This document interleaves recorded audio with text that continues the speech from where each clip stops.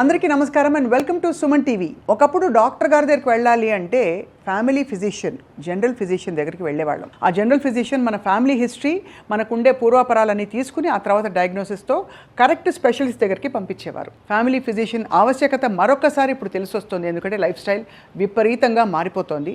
అందరికీ కావాల్సింది genetics and అలాగే ప్రెడిక్టివ్ మెడిసిన్లో చాలా కీలకమైన పాత్ర పోషించే ఈ జనరల్ ఫిజిషియన్. అటువంటిది జనరల్ మెడిసిన్లో 29 సంవత్సరాల అపారమైన అనుభవం గడించి దేశ విదేశాల్లో కూడా వారి సేవలను అందిస్తూ రోజుకి బహుశా తక్కువ అంటే మనం 50 పేషెంట్లు లెక్కేసుకోవచ్చు.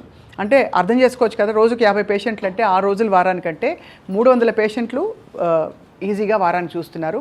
అలాగే నెలకు ఎంతమంది, సంవత్సరానికి ఎంతమంది, అలాగే 30 సంవత్సరాల ఎక్స్పీరియన్స్లో ఎంతమందిని చూస్తుంటారో మనం ఊహించుకోవచ్చు. ఆయనే మనందరికీ సుపరిచిత వైద్యులు డాక్టర్ రాజేష్ హుక్కాల గారు. Sir, welcome to Suman TV. మంచి వైద్యులు, గొప్ప వైద్యులు, అనుభవం ఉండే వాళ్ళని తీసుకొచ్చి మా సుమన్ టీవీ ప్రేక్షకులకి మరొకసారి పరిచయం చేయడం మా సంకల్పం.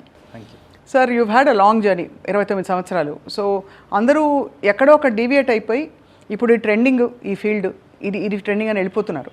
మీరు మాత్రం general medicine is the core, fundamental foundation అని ఎందుకు ఆగిపోయారు స్పెషలైజేషన్తో? డెఫినెట్లీ ఇంట్రెస్టింగ్ క్వశ్చన్ అండి.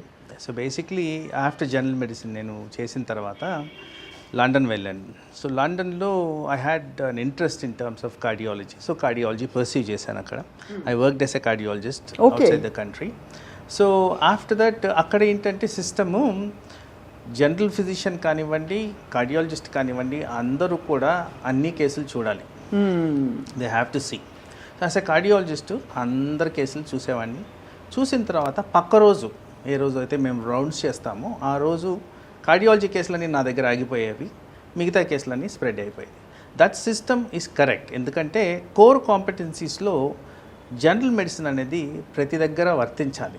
Is a cardiologist, diabetologist, endocrinologist, ఎవరైనా కానీ ఆ కోర్ కాంపిటెన్సీ అంటే ఏబిసిడి లేకుండా XYZలు మనం చదవలేము.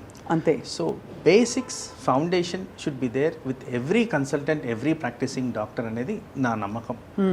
And I enjoyed thoroughly my career. నేను ఆల్ స్పెషాలిటీస్లో పనిచేశాను, ఇంక్లూడింగ్ ఇండియాలో చేశాను, అవుట్ సైడ్ ద కంట్రీ కూడా చేశాను. సో ఎవ్రీ స్పెషాలిటీలో మనం నేర్చుకునేది ఏదో ఒక విధంగా ఉంటుంది. అండ్ డాక్టర్ ఏంటంటే లైఫ్ లాంగ్ నేర్చుకుంటూనే ఉంటారు. మీరు అన్నారు ఇంత ఎక్స్పీరియన్స్ అని, ఆ ఎక్స్పీరియన్స్లో కూడా I have to learn. Every day I have to learn. It's a learning curve. మేము ఒకది మాస్టర్ చేస్తాం అనేది లేదు. Medicine is always evolving. Every day there is a new thing. మేము నేర్చుకున్నది ఒకటి, ప్రాక్టీస్లో ఇప్పుడు ఉన్నది ఒకటి. చాలా మార్పులు జరుగుతూ ఉంటాయి. కాబట్టి it is always a continuous thorough assessment and learning curve మాది. Wonderful sir. మీ హ్యూమిలిటీకి నిజంగా హ్యాట్స్ ఆఫ్. 29 సంవత్సరాల ఎక్స్పీరియన్స్లో కోర్స్ మీరు ఒక పుష్కర కాలం మీరు లండన్లో ఉండి అన్ని విభాగాల్లో సేవలు అందించారు. ఇప్పుడు మీరు స్పెషల్గా చూసేది ఎలాంటి కేసెస్ అండి? ఎందుకంటే జనరల్ మెడిసిన్లోనే diabetology, lifestyle, non communicable diseases ఎక్కువ స్పెషలైజ్ చేసేవాళ్ళు ఉంటారు. మీకు అలా ఏమన్నా ఉందా? ఎస్, మీరు అన్నట్టు రైట్ నౌ నా స్పెషలైజేషన్ గురించి మాట్లాడితే నేను లైఫ్ స్టైల్ డిజీజ్ మీద ఫోకస్ చేస్తాను. So I focus on diabetology predominantly. Obesity ఈ మధ్యకాలంలో చాలా ప్రివలెంట్గా ఉంటుంది. రైట్. అలాగే ఈ లైఫ్ స్టైల్ డిజీజ్లో ఉన్న కోణంలో high cholesterol, hyper tension. So వీటిని ఫోకస్ చేసేవాళ్ళు ఎవరు లేరు. మనం ఎవరైనా స్పెషలిస్ట్ దగ్గరికి వెళ్ళినప్పుడు జనరల్గా నా పేషెంట్స్ కూడా చెప్పేది, సార్ వాళ్ళకు మట్టు ఆ మెడిసిన్ రాసి పంపించేశారు, మిగతా సంగతి ఏంటి? ఈ కోర్ కాంపిటెన్సీ అని ఇందాక అన్నాను చూశారు. దాంట్లో హోలిస్టిక్గా ఒక పర్సన్ని టాప్ టు బాటమ్ అనాలిసిస్ చేసి డూప్లికేషన్ ఆఫ్ మెడిసిన్ లేకుండా ఆ చేసే జాబ్లోనే నాకు హ్యాపీనెస్ ఉంది. Because you justify doing 100% work to that person. If required స్పెషాలిటీకి డెఫినెట్గా రెఫర్ చేయడం అనేది జరుగుతుంది. సో అక్కడ I learn from every modalities, every faculties. So different specialities కూడా నా దగ్గరికి వస్తాయి కాబట్టి I keep learning every day. మొత్తం మీ కెరియర్లో మీరు సాల్వ్ చేసిన మోస్ట్ క్రిటికల్ కేస్ ఇది అని చెప్పగలుగుతారా? మీరు చాలా కష్టపడి, అంటే డయాగ్నోసిస్ పర్ఫెక్ట్గా ఉండబట్టో వాళ్ళు బ్రతకడం, అలాంటి కేసెస్ అయ్యాయి సార్ మీకు? సో మాది as a medicine it's a challenging. All the time మాకు ఆ డిఫికల్ట్ కేసెస్ అనేవి కనబడుతూనే ఉంటాయి. ఆ ఎక్స్పీరియన్స్తో మేము బోల్డ్ అన్ని చూస్తుంటాం. కానీ కొన్ని remarkable things I can recall and tell. Kolkata నుంచి పేషెంట్ వచ్చారు. Somewhere they heard about me, came back. So అక్కడ ఏంటంటే రక్త కణాలు పడిపోతూ ఉన్నాయి. She's a young patient, fairly recent. నేను చెప్పేది లాస్ట్ 6 monthsలో చెప్తున్నాను. So they can recall things probably. అక్కడ మెడిసిన్స్ ఇచ్చారు, తగ్గిపోలేదు. నా గురించి ఎవరో చెప్పారు, అంటే కోల్కతా బేస్డ్ పేషెంట్స్ కొంతమంది నాకున్నారు కాబట్టి వాళ్ళు చెప్పారు. So they came over. So they stayed for 1 week. So వాళ్ళు వచ్చిన ఒపీనియన్ ఏంటంటే దీన్ని ఎలా మార్చాలి, ఇది life long condition. And they were prepared to go for bone marrow transplant ఇలాంటి వాటికి ప్లాన్ చేస్తూ ఉంటే ఎందుకో కంప్లీట్ అనలైజ్ చేసిన తర్వాత this is treatable with medicines అని చెప్పి ఒక వారం కాదు 15 రోజులైంది పెట్టుకున్నాము, వర్కౌట్ చేసాము. Even today her counts are better, she's doing well and they are in contact with me even though they left back to Kolkata. So one such thing, but there are so many things like this. ఇంకో 2-3 examples sir. So ఇంకొక similar condition, somebody came, సరిగ్గా తినట్లేదు, హెడేక్గా ఉంది, non specific, completely non specific, ఏం జరుగుతుందో కూడా తెలియదు, వెరీ నాన్ స్పెసిఫిక్, కానీ ఏదో ప్రాబ్లం ఉన్నట్టు మాత్రం తెలుస్తుంది. ఒక 1 month అక్కడ హాస్పిటల్స్లో గడిపేశారు, సమ్వేర్ మన స్టేట్లోనే ఎక్కడి నుంచి వచ్చారు. సో ఫైనల్గా మేము గమనిస్తే తనకి లివర్ ఎంజైమ్స్ ఏదో డిఫాల్ట్ ఉంది, ఫీవర్ వస్తుంది, ఇలాంటివి కనిపిస్తున్నాయి. సో వీటిని ట్రీట్ చేయడం మొదలుపెట్టింది. స్టిల్ పేషెంట్ ఏమవుతున్నారు, డిటీరియేట్ అవుతూ ఉన్నారు. ఏది ఈ లివర్ ఇవన్నీ రికవర్ అవుతున్నా కానీ డిటీరియేట్ అవుతూ ఉన్నారు. అంటే డిటీరియేట్ అంటే జ్వరం తగ్గట్లేదు, his conscious levels were going back. ఓహో అలా, ఓకే. సో ఎందుకు అవుతుంది ఏంటని చూసి సరే బ్రెయిన్కి సంబంధించిన టెస్టులు చేశాం. బ్రెయిన్కి సంబంధించిన టెస్టులు చేస్తే అగైన్ వైరల్ మెనింజైటిస్ ఇలాంటి పిక్చర్స్లో వచ్చింది. ఇది అవ్వకపోవచ్చు, ఎందుకంటే వైరల్ ఇంత డ్యూరేషన్ ఉండదని చెప్పి ఇంకొద్దిగా ఫర్దర్ అనాలిసిస్ ఇస్తే ఫైనల్గా దాంట్లో కనపడింది టీబీ అని. So TB took about nearly 45 days తనకి రికవరీకి. So he is doing well now. So ఇలా instances so many of them we come across. So రొటీన్గా చూస్తూనే ఉంటాం ఇలాంటివి. చాలా. There was one more I can talk about fairly recent. 92-year-old gentleman, liver cancer, on chemotherapy, came with a slow heartbeat. ఎందుకు ఈ slow heart beat ఉందని గమనిస్తే ఆయనకి ఫుల్ బ్లోన్ హార్ట్ అటాక్ ఉంది, ఎక్కడో పెరిఫెరీలో చూపించారంట, అది ఎవరు పికప్ చేయలేదు. వర్చువల్లీ ఆయన్ని ఎమర్జెన్సీలో తీసుకొని హార్ట్ అంటే రివైవ్ చేసి దానికి స్టెంట్స్ వేసి now is doing good. So ఇలా రకరకాలుగా ప్రజెంటేషన్స్ అవుతూ ఉంటాయి. సో అక్కడ పేషెంట్ ఫీడ్బ్యాక్ వచ్చేది ఏంటంటే, సార్ ఎందుకు వాళ్ళు గమనించలేదు, మీరు ఎందుకు గమనించారు అంటే, that is shear experience, that's nothing else. చాలా ఐ థింక్ మీకు ఇంట్యూటివ్ మెడిసిన్ అని కూడా అనొచ్చా సార్? ఇంట్యూటివ్గా చాలా విషయాలు మీరు పికప్ కదా sir, apart from what you learn. అంటే to be honest with you, half salt అక్కడి నుంచి వస్తుంది, వాళ్ళు చేయలేదు, నేనేం కొత్తగా చేయాలి. So I have to look into a different direction, think out of the box, అది, and that is where it helps. చాలా గొప్ప విషయం సార్. అందుకే మీరు జనరల్ మెడిసిన్లో ఉండడం అంటే ఇటువంటి కేసు సాల్వ్ చేయడానికి చాలా మీ ఎక్స్పీరియన్స్ ఉపయోగపడుతుంది సార్. డాక్టర్ రాజేష్ గారు, అందరికీ 100 ఏళ్ళు బ్రతకాలనే ఒక అత్యాశ దురాశ ఉంటుంది. మీ దృష్టిలో 100 ఏళ్ళు బ్రతకాలంటే ఏం చేస్తే లాంగ్ లైఫ్, హెల్దీ లైఫ్ ఉంటుందని మీరు భావిస్తారు? ఇక్కడ నేను ఒక చిన్న కరెక్షన్ చేయదలుచుకుంటాను. ఆ 100 ఏళ్ళు బతకడం యాక్టివ్ ఉండాలి, యాక్టివిటీ ఉండాలి. సో జనరల్గా నేను గమనించేది ఏంటంటే, ఈ రోజు గడిస్తే చాలు అని ఆలోచించే వాళ్ళు చాలామంది ఉన్నారు. సో నేను ఇందాక లైఫ్ స్టైల్ గురించి మాట్లాడాను కాబట్టి, ఈ లైఫ్ స్టైల్లో మోస్ట్ ఇంపార్టెంట్గా మనం ఎంత నిద్రపోతున్నాం, ఎంత రిలాక్స్ అవుతున్నాము, పద్ధతి ప్రకారం ఎంత చేస్తున్నాం, ఇది చాలా డిఫికల్ట్గా ఉంది ఈ జనరేషన్లో. I'm finding very difficult to see anybody like that. So ఉదయాన్నే లేయడం, కాస్త ఎక్సర్సైజ్ చేయడం, టైంకి బ్రేక్ఫాస్ట్ తినడం, అండ్ అర్లీగా పడుకోవడం, నిద్ర సమంగా పడుకోవడం, వ్యసనాలకు అలవాటు పడకుండా ఉండడం, this is the most important thing to do. ఇది చేస్తే జనరల్గా హెల్దీ లైఫ్ స్టైల్ అనేది మనకు వస్తుంది. మీకు తెలిసి how many people are doing this? ఎవ్వరు అంటే అందరూ థియరిటికల్గా చెప్తారు, నాకే కుదరదు. నేను ఇన్ని వన్స్ ఒక ఏజ్ మేబీ అబౌట్ 50 years వచ్చిన తర్వాత డెఫినెట్గా ఏదో ఒక చేంజెస్ బాడీలో వస్తాయి. మరి వచ్చినప్పుడన్నా మారుతున్నారా? అది కూడా చేయట్లేదు. కంప్లయన్స్ అనేది లేదు, అండర్స్టాండింగ్ లేదు, and inertia to initiate any kind of change in their life. అంటే మీకేమనిపిస్తుంది సార్, ఎక్కువ పరిగెడుతున్నామా, స్లో డౌన్ అయిపోయావా లైఫ్లో? చాలా ఫాస్ట్గా పరిగెడుతున్నాం, అదే main reason. Yes, and that is the main crux of the problem. Because దానివల్ల మీరు రిలాక్స్ అవ్వలేకపోతున్నారు, రెస్ట్ అనేది లేదు. సో దాని కారణంగా హెవీగా మనకి ప్రాబ్లం అనేది వస్తుంది.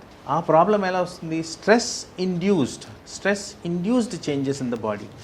ఈ స్ట్రెస్ని మనం ఉద్దేశించి మాట్లాడుతున్నప్పుడు there are lot of areas మనం మాట్లాడుకోవాల్సింది.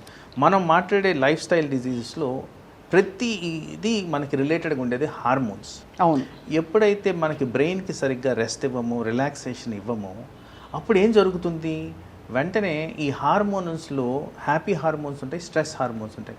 ఇవి పూర్తిగా మారిపోతాయి. Over a period of time, maybe 4 రోజులు, 5 రోజులు, ఒక నెల రోజులు తట్టుకోవచ్చేమో, కానీ over a period of time ఇది బాడీ ఫంక్షనాలిటీని ఇంపాక్ట్ చేస్తుంది. The secret of success of a healthy life మీరు అన్నట్టు 100 సంవత్సరాలు ఉండాలన్నా కానీ ఈ practice of making things like how punctual we are, how regular we are and how relaxed we are, ఇలాంటివి చేస్తే డెఫినెటివ్గా మనకి మీరు అన్నట్టు ఆ సంపూర్ణంగా 100 సంవత్సరాలు హ్యాపీగా ఉండొచ్చు. ఏదైనా ఒక ప్రోడక్ట్ బ్యాన్ చేయాలి, అసలు ఇది తీసి అవతల పడేయాలి అని అనుకునే ప్రోడక్ట్ ఏమన్నా ఉందా? ఆల్కహాల్, హెల్దీ ఆల్కహాల్, 2 పెగ్గులు మంచిది, అవన్నీ పోయాయి కదా ఇప్పుడు. మీకు దీనికి ఒక చిన్న ఇన్సిడెంట్స్ చెప్తాను.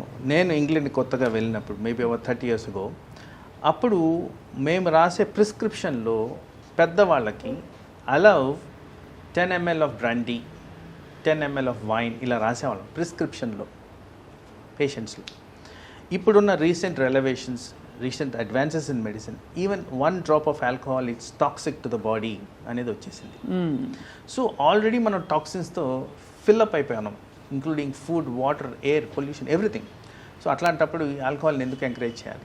సో ఆల్కహాల్ వల్ల అంటే దీర్ఘకాలిక అనర్థాలు జరుగుతాయా, లేక అసలు ఒక డ్రాప్ కూడా వద్దంటారా మీరు? చాలామంది 2 pegs వరకు ఓకే, 60 ml 30 ml ఏదో లెక్కలు పెట్టుకుని నాకేం కాలేదు, నేను మెయింటైన్ చేస్తున్నా, దీన్ని బ్రేక్ చేయడానికి కొన్ని మంచి పనులు కూడా చేస్తున్నా, ఇలా చెప్తుంటారు. మీరు సొసైటీలో గమనిస్తే if you go into the common man's life, most of the disputes are around alcohol. Smoke is deadly, bad అసలు.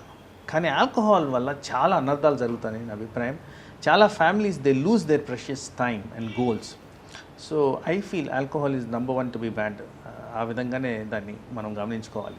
మీరు అఫ్ కోర్స్ ఈ మెడికల్ ప్రొఫెషన్లో ఉండి దేశ విదేశాల్లో ఉండి వచ్చి మీ లైఫ్ స్టైల్ని ఎలా మలుచుకున్నారు? బికాస్ కాలక్రమంలో మీకు తెలుసు రకరకాల డైట్ ప్లాన్స్ వచ్చేసాయి.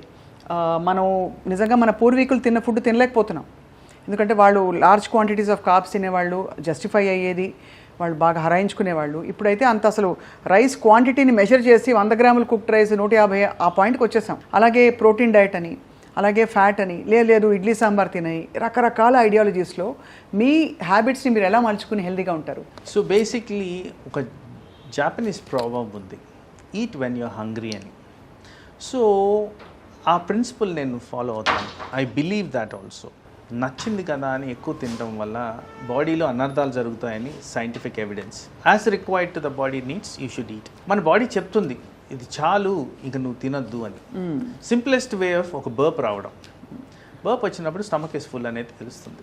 జనరల్గా మన వాళ్ళు ఏం చేస్తారంటే ఎక్కువగా మనం తినేది బిర్యానీ ఇక్కడ మన దగ్గర, దానికి ఒక సోడా పాప్ పెట్టుకుంటారు. ఆ సోడా పాప్తో బర్ప్స్ వస్తూ ఉంటే తింటూ ఉంటారు. So they feel to accommodate more as they much they can. So అలాంటి calories always they damage to your body. So the changes you have to make is watch what you're eating, how much is required. తర్వాత ఇంకొక point గమనించాల్సింది, చిన్నప్పుడు ఇన్ని తిన్నాను పెద్ద అయిన తర్వాత కూడా అంతే తింటానంటే అది wrong. Body changes, basal metabolic rate అనేది తగ్గిపోతూ వస్తుంది. అది ఎవరికైనా. బిఎంఆర్ ఎంత ఉంటుంది సార్ మామూలుగా ఫర్ అన్ అడల్ట్? ఎస్టిమేషన్ అనేది variable from person to person. అదే obviously, but it will change, it will decrease. ఆ డిక్రీజ్ అయినప్పుడు మనం ఏం చేయాలి, దానికి తగ్గ క్యాలరీస్ కూడా మనం కన్జ్యూమ్ చేసుకోవాలి. అంతే కదా. కానీ నాకు ఇది అలవాటు అని చెప్పి సర్టన్ ఏజ్ తర్వాత మీరు గమనిస్తే ఈ ట్రంకల్ ఒబిసిటీ అనేది వస్తుంది. ట్రంకల్ obesity is root cause for everything. Cardiac, heart strokes, brain strokes, blood pressure, diabetes, high cholesterol, ప్రతి దానికి రూట్ కాజ్ అది. సో ఆ బొజ్జలు రాకుండా మనం గమనించుకుంటే that is a sign saying that your body is not able to cope with what you're eating. దాన్ని తగ్గించుకోవడం మనం చేయగలిగితే డెఫినెట్లీ హెల్తీ లైఫ్ అనేది మనకు వస్తుంది. Those are the things I believe I try to do. నా ఏజ్ కూడా పెరుగుతూ ఉంది. So with that I have to cope with it. Right. So అలవాట్లు అంత ఈజీగా మానుకోలేము, but you have to focus on it. ఆ ఫోకస్ పెట్టినప్పుడే మనం దాన్ని అవాయిడ్ చేయగలుగుతాం. మీరేం చేస్తారు సార్ అంటే మీ habits? I try to keep fit. నేను అట్లీస్ట్ ఒక డేలో 8,000 to 9,000 స్టెప్స్ నడుస్తాను. నాకు హాలిడే పీరియడ్ ఏ రోజైనా హాలిడే వస్తే 10 kilometers నడుస్తాను. And I try to eat on time. Breakfast అనేది డాక్టర్ని కాబట్టి డే టైంలో నాకు కష్టం అవుతుంది. Then I try to go home and eat. బయట ఫుడ్స్ తక్కువ తింటాను. బయట తినరు, అది మెయిన్. బయట ఫుడ్స్ తక్కువ తింటాను. I don't crave for what is available on the market. So ఇంట్లో డైట్ తింటే కొద్దిగా హెల్దీ అనేది నా కాన్సెప్ట్.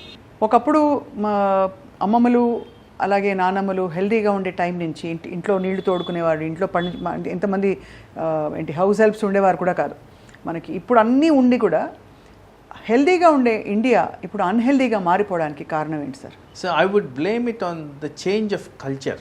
కల్చర్ మెయిన్లీ, అవును, రూట్ కాజ్ అదే. ఇప్పుడు ఇదివరకు సండే రోడ్స్ మీద వెళ్తే ఖాళీగా ఉండేది, ఫుడ్ జాయింట్స్ అని ఉండేవి కూడా కాదు. ఇప్పుడు మీరు సండే నాకు విసుగు బయట రావాలి, నేను రాను, నా వర్క్ పరంగా ఎవ్రీడే రావాలి, ఐ హ్యావ్ టు గో, ఆ కంజెషన్ వేరు, you have to accept. But Sunday కూడా కంజెషన్ అనిపిస్తే I feel sad. Roads are completely full, most around food ప్లేసెస్లోనే ఉంది.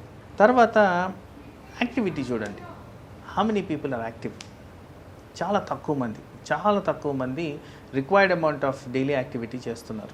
ఈ మధ్యకాలంలో పోస్ట్ కోవిడ్ కొద్దిగా అవేర్నెస్ వచ్చింది, people are just trying to be healthy, still కొన్ని అలవాట్లు మానుకోలేకపోతున్నారు. సో ఇలాంటివి వాచ్ చేయడం మంచిది. సో ఫిట్నెస్ లెవెల్స్ మనం ఇట్లా చూడంగానే చెప్పచ్చు, నేను ఇందాక అన్నాను ట్రంకుల్ ఒబీసిటీని, ఒబీస్ ఉన్న వాళ్ళందరికీ కూడా ఫిట్నెస్ లెవెల్స్ తక్కువ ఉంటాయి. అవును, there is no question about it. So body mass index అని ఈ మధ్య చాలా ప్రివిలెంట్గా మేము వాడుతున్నాం. అవునవును. ఈ బాడీ మాస్ ఇండెక్స్ మన కంట్రీలో ఇట్ షుడ్ బి 22 to 23. ఎందుకంటే ఇన్సిడెన్స్ ఆఫ్ డయాబెటీస్ ఎక్కువ ఉంది వివిధ కారణాల వల్ల. ఎంతమంది ఉన్నారు క్రైటీరియాలు? Not many. నాకు తెలిసి 15% ఉంటే గ్రేట్. సో ఆ విధంగా మనం గమనించుకుంటూ వెళ్తే you will lead in to healthy Indian population. అది కానీ అవన్నీ ఆ పారామీటర్స్ అన్నీ పోయాయి. మీరు అన్నట్టు మెయిన్గా కల్చర్ మారిపోయింది. అండ్ ఇంట్లో ఉండి అంటే అన్నీ ఒక క్లిక్ తోటి తెప్పించుకోవడం అలవాటు అయిపోయింది కదా సార్? అబ్సల్యూట్లీ, అది డెడ్లీ అసలు. అండ్ దాని కారణంగా కూడా ఇప్పుడు ప్రాసెస్డ్ ఫుడ్ అనేది ఎక్కువ అయిపోతుంది. న్యాచురల్గా మీరు అంటున్నారు పూర్వీకులు ఇలా ఉండేవారు అలా ఉండేవాళ్ళని, న్యాచురల్గా అవైలబుల్ సబ్స్టెన్సెస్ తగ్గిపోతున్నాయి, ఇంక్లూడింగ్ ఫ్రూట్స్ అండ్ వెజిటబుల్స్. దాంట్లో ridden with pesticides and chemicals, artificially brewed, ఇలాంటివన్నీ కూడా ప్రాబ్లం అవుతుంది. సో న్యాచురల్గా వచ్చినవి ఎటుపోయినాయి అనేది చాలా సార్లు ఆలోచించాల్సిన పరిస్థితి. ఎందుకంటే మనం అన్ని హెల్దీగా చేస్తున్నా కూడా మనకి హెల్దీ సోర్సెస్ ఉన్నాయా అని కూడా చూసుకోవాల్సిన పరిస్థితులు. ఎవరి కూరగాయలు వాళ్ళే పండించుకోండి అంటున్నారు. ఇప్పుడు మోదీ గారు కూడా అదే అన్నారు కదా. దీంట్లో ఒక ఇన్సిడెంట్ చెప్పదంటాం. చాలామంది as a physician I get to see different patients. Cancer patients ఈ మధ్యకాలంలో కాస్త ఎక్కువగా వస్తున్నారు. సార్ ఎందుకు వచ్చింది సార్ క్యాన్సర్ అంటారు. అంటే వాళ్ళు హెల్దీగా ఉంటారు కాబట్టి వాళ్ళు తెలియదు, హ్యాబిట్స్ ఏం లేవు కాబట్టి. క్యాన్సర్ ఎందుకు వచ్చిందంటే మన చుట్టూ ఉన్నదంతా కలుషితమే, అవును, కంప్లీట్లీ పొల్యూటెడ్. సో ఆ బాడీలోకి వెళ్తున్నదంతా పొల్యూషనే, టాక్సిన్స్. మరి క్యాన్సర్ రాకపోతే ఏమొస్తుందండి?